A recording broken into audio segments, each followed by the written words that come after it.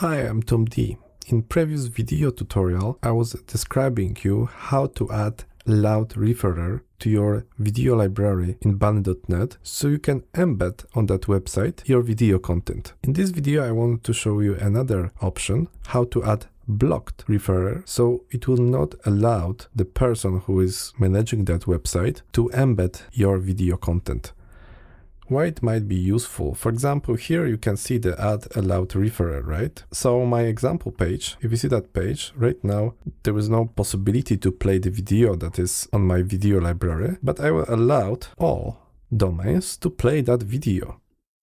So now on that website, the video is again accessible. What I want to do with the add blocked referrer, let's imagine there is one specific website that I don't like, and I don't want them to embed my content, but I won't allow to everyone else. It's good because you can prepare the wider mask, the mask that will cover quite nice amount of the domains in this allowed referrer section, and then you can exclude a few using add blocked referrer. So in this case, I can type again the same domain, toughcoding.net, which is my blog, and I'm encouraging you to visit that. It contains multiple knowledge articles about latest technologies, where you can see the ready-to-use code snippets that were tested by me, so they will work for you as well. Let's send this request. Okay, request is invalid because I forgot about adding video library ID. Let's copy that quickly to fix the issue. The response is okay. That's good, because this domain is on the list of blocked referrers. I should not be able to play this video again once I'm refreshing the page. Yes, it's not accessible anymore. To roll back that situation, I can use the call remove blocked referrer. So basically, I will copy that content from this place it here in the body, and as well copy the ID so I will not get the same error as the few minutes before.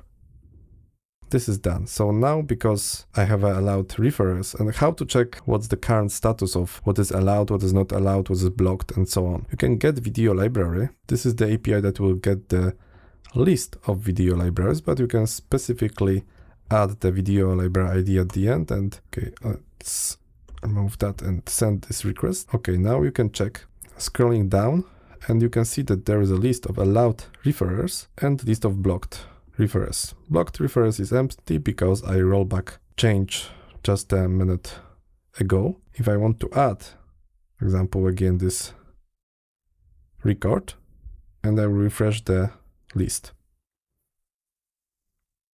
Now you can see that the blocked referrers is not empty. I will make it empty again. Refresh. Now it's empty, so now I can play the video again on the website. It's working fine.